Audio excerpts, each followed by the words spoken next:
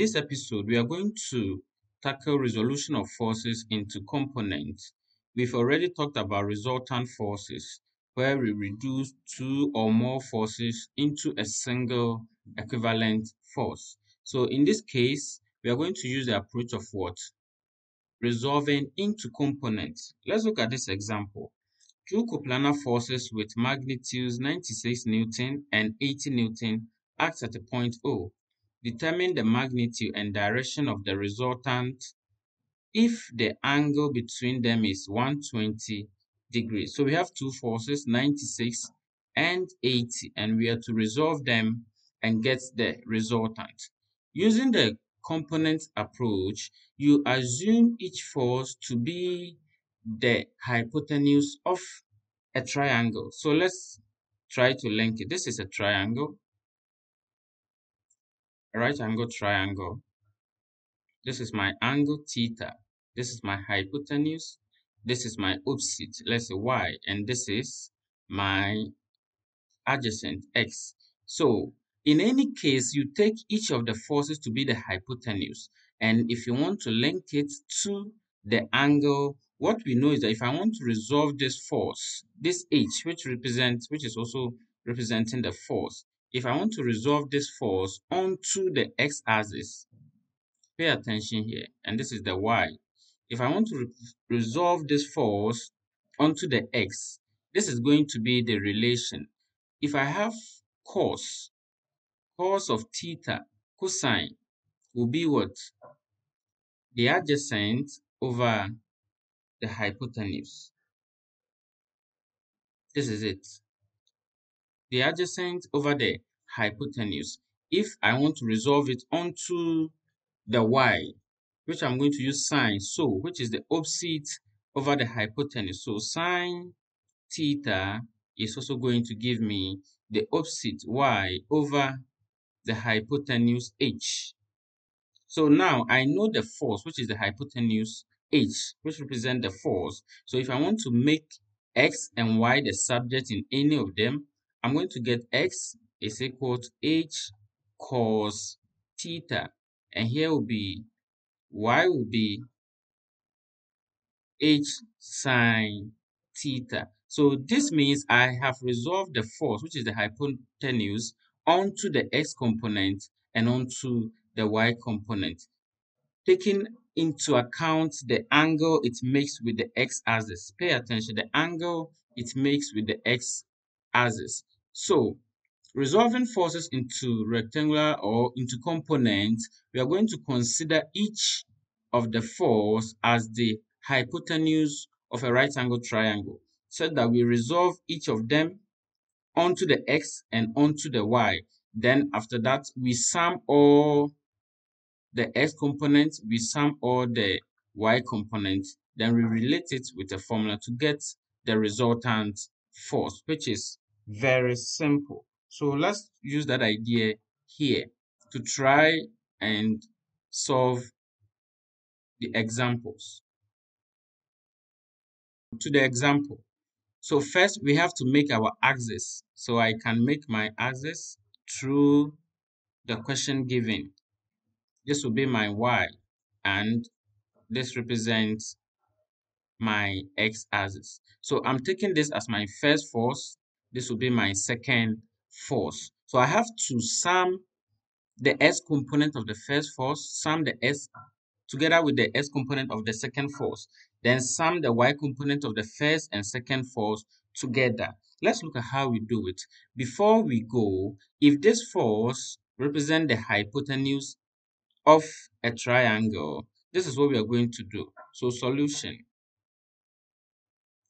Summation of forces on the x will be equal to, if I want to relate this hypotenuse to the x coordinate, what is the angle between this force and the x-axis? Is 0, because the force is lying on the axis, which makes it what?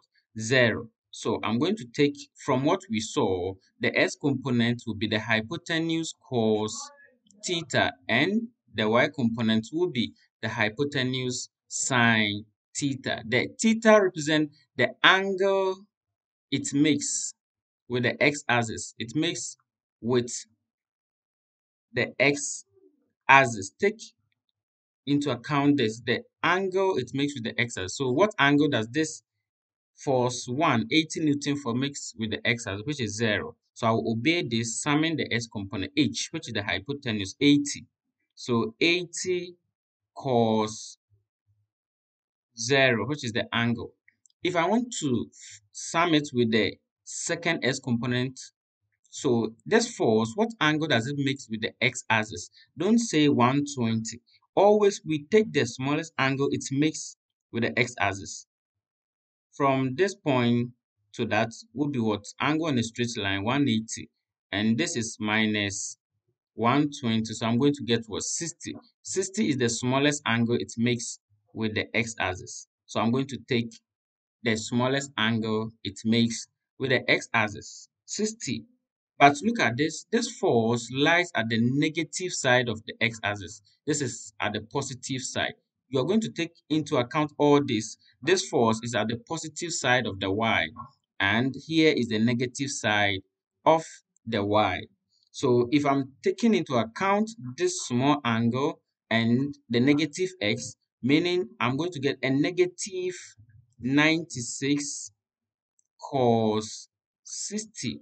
This will be the summation of the s component of the two forces. And when you punch this on your calculator, you're going to get summation of the x to be 32 newtons. Now let's look at summation of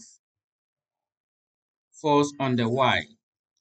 If I want to relate this to the y-axis, which is that, I'm going to get the hypotenuse sine theta. Still the angle is 0. So I'm going to get the 80 sine 0. Let's look at this, the second one. Is it in the positive direction of this one is positive 80 because it is in the positive direction of the x. Here is positive because it's still in the positive direction of what? The y. And this second force is also in the positive direction of the y. So I'm going to add it plus 96.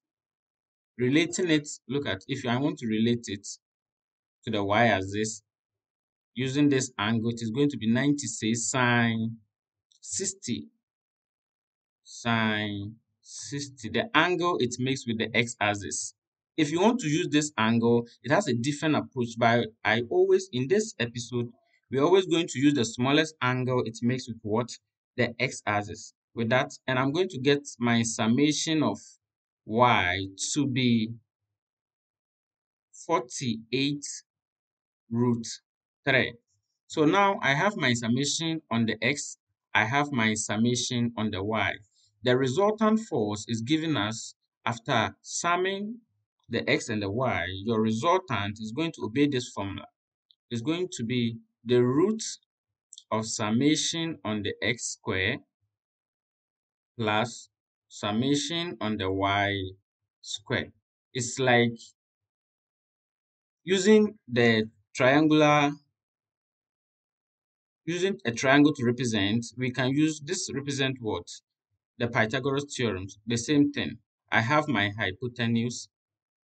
This is my hypotenuse. I resolve it on the x. I resolve it on the y. So if I want to find the total resultant, I'm going to say h squared is equal to the summation of y squared plus s squared. And the y squared represents the summation at the y, the x squared represents summation at the x. So this will represent the hypotenuse. That will be a square root of that. So you bring in your values. R will be equal to the square root of summation of x, which is 32 squared, plus summation on the y, which is 48 root 3 all square. And my resultant force R is going to give me 16 root 31 newtons, which is the same as 89.08 newton. So in this question, the resultant of these two forces is given as 89.08, meaning with this 96 Newton force and this 80 Newton force, we can avoid them and replace them with just a force of 89.08 Newton to produce the same effect as the two. But look at the question is saying if the direction, find the magnitude and the direction of the resultant. Where should we place it? Where should we place it? So we now know the magnitude of a single force we need, but what angle? That's what we want to use. And look at this. If this represents the hypotenuse and we have an angle like this, theta, we can find the angle where we should replace the resultant by tan. We can use tan, where tan theta will be what? Opposite, which is the y component over the adjacent, the x component. And you now know that the y component represents the summation of the y, and the x component represents the summation of the x. So the angle at which this resultant should be placed can be as theta should be equal to the tan inverse of the summation of y, which is 48 root 3 on the x component 32, and I'm getting my theta to be 68.9 degrees. So these two forces can be replaced by a single resultant force, which is 89.08 at an angle of what? 68.9. So the resultant will be somewhere here. You know, angles are measured what? Anti-clockwise. So an angle of 68.9 from here to here, this is a 90 degrees, so it will lie somewhere here. So this will be the resultant force at an angle of 68.9 degrees. This resultant force will produce the same effect as the 80 Newton and the 96 Newton force, which is very simple. Let's look at the next example. Example 2. We have three forces. 1, 2, and 3. First, I'm resolving them into components, so I'll create my axis. This is my axis, my y-axis. This is negative y, this is positive y. This is still my axis, my negative x, and my positive x. So there are three forces. I'm going to take them one by one and sum them. So summing forces on the x direction will be equal to the first one. What is the angle between the smallest angle between the force and the x-axis? It's still 0. Someone can say 180, but this will be the largest angle. Look at it, another angle, but we can take the smallest one, which is what? 0 degrees. So relating it to the x would be 80 cos 0. Let's look at the second one. 50 Newton. What's the smallest angle between it and the x? Still 60, because if you take this angle here to be what? More than this 60. So this is the smallest angle. And it is in the positive direction of the x. So plus 50 cos 60. Let's look at the third force. The third force is 60. What is the smallest angle? The angle it makes with this, if you are considering this axis, the positive x, it is 120. Meaning the smallest one will be here, which is what? 60. This will be the smallest angle. So I'll take this side instead of the largest one. So the 60 Newton force is also at the negative direction of the x-axis, because when you cross this y-axis, you come into the negative x zone. Here is negative. So I will now negate it to be what? 60 cos the smallest angle, 60.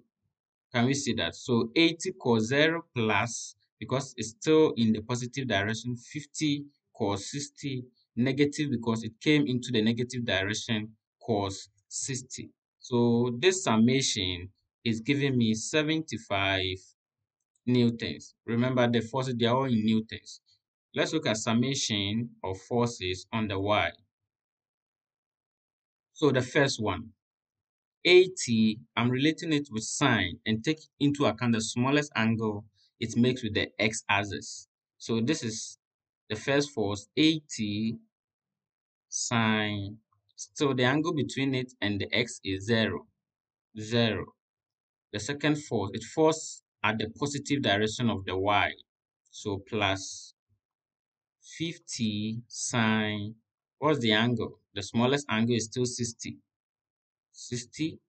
This is the third one.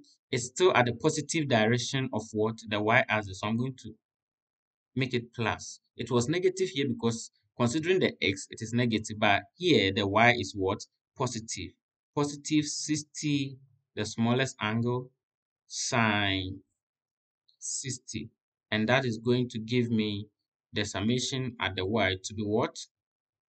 55 root 3 newtons. And we know that after this, our resultant force is giving us the square root of summation of x square plus summation of what? Y square. So I'll put in my values. My resultant will now be the x is what? 75 square plus the y, which is 55 root 3 all square. And my resultant force is giving me 70 root 3 newtons. And that is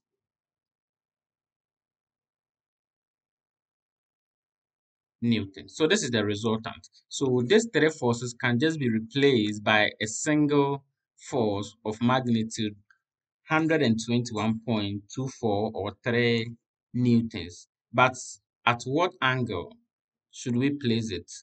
So we can find the angle using tan theta. So tan theta will be summation on the y on summation on the x. So our theta will be tan inverse of on the y, which is 55 root 3 on 75. And our theta is going to give us 51.8 degrees. So meaning this whole system of three forces can be replaced by a single force, which is at an angle of 51.8. So 51.8 will lie somewhere here. This is the resultant. The resultant of magnitude 121.3 at an angle of 51.8 to produce the same effect as these three forces, which is quite interesting. So instead of you to use three forces on your system, you can use this resultant of 121.3 inclined at an angle of 51.8 to produce the same effect. Next example. Example 3. Let's look at this system. Two forces act on a boat at A. Determine their resultant. We also find the direction of the resultant.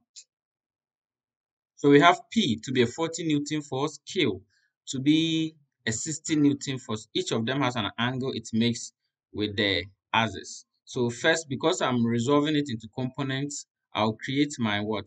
Axis. So this is my Y axis. This is my what? X.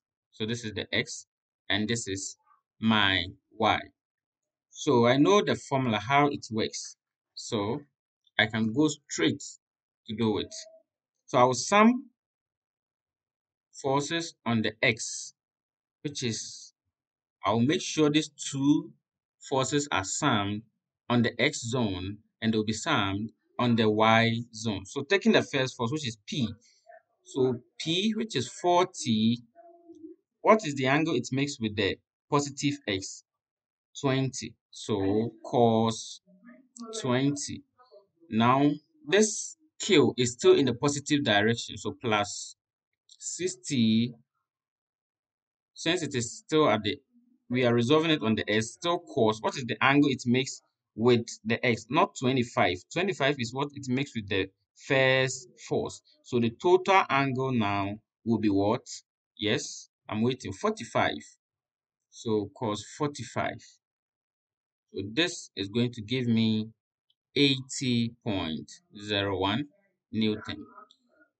Summation of force on the y will be, so if I want to do it on the y, this P, which is 40 on the y, will be sine the same angle 20. It is positive because it falls within the positive zone of the y, plus this is still positive because at this zone y is still what? Positive. So plus this scale 60 sine 45. I hope we get it by now, which is equal to 56.11 Newton. And we know that the resultant will be the square root of summation of x squared plus summation of y squared. And my resultant is going to give me 80.01 squared plus 56.11 squared. So in all, I'm getting my resultant force to be 97.72 Newton. So these two forces can be replaced by a single force of magnitude 97.72 Newton to be the resultant. But if we want to know the angle will be tan inverse, which is theta, tan inverse of summation on the y on summation on the x. So our theta upon substitution will give us 35 degrees. So if we place the resultant force at an angle of what? 35 degrees. This is the resultant, which is 97.72 newtons. At an angle of 35 degrees, it will produce the same effect as these two forces would do. It is quite simple. So let's look at this example. It is quite interesting. We have F1, F2, F3, and F4. The question says four forces act on a boat A as shown. Determine the resultant of the force on the boat. So this force is experiencing four forces, and we are to find a single resultant force that will produce the same effect as these boats would do. And probably we'll find the angle or the direction at which we should place it. So let's sum the forces on the x-axis since we are still dealing with forces into components. So what can we do? First, I'll take the first force, which is 150. It's positive. It is at the positive direction of the x. It makes an angle of 30 degrees. So on the x cos 30. The second force lies at the negative direction because this is the y-axis and it is positive here. But since I'm on the x zone, it is negative x here. And what is the angle it makes with the x-axis, the smallest one? The smallest angle it makes with the x-axis. That will be 70, right? Because 70 plus 20 will give us 90. If we are taking the angle way back here, this is the largest angle and we are dealing with the smallest angle it makes. So negative, because it is at the negative zone, negative 80 cos 70. Let's come to the other force. The F3 is what? 110. So 110, we would take it to be in the positive x direction because now it lies straight on the y direction, the y-axis. So this I will take it positive. So plus 110 cos, what's the angle it makes with the x? Because it makes 90 here, it makes 90 here. So I'm taking the positive side, the angle is cos 90. And the last force, F4, 100, is still at the positive side, plus 100 cos, what's the angle? The smallest angle is 15, cos 15. And this is going to give me 13 newtons.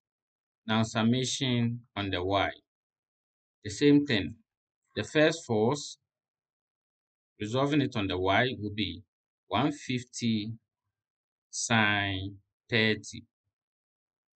Sine 30, because this is the angle it makes, and it is at the positive side of the y.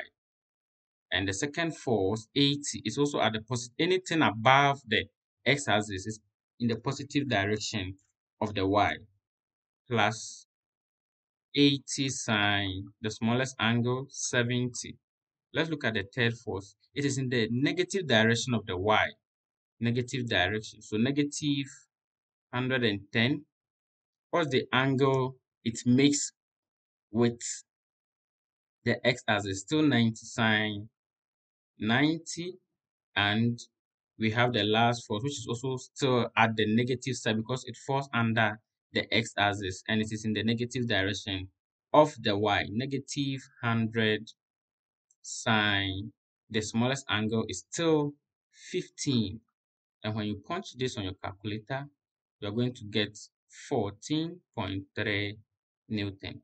My resultant R will be the square root this square plus this square, which is 199.13 square plus 14.3 square. So the resultant is going to be 199.64 newtons for that. And my theta, which will be tan inverse of the summation of the y, 14.3 on that. I believe now you understand it, and theta will be 4.1 degrees. So this whole system of four forces can be replaced by a single force at an angle of 4.1. I always measure the angle anti-clockwise. So this is 30. So meaning 4 will be something close here. This is the resultant force of 199.64 at an angle of 4.1 degrees.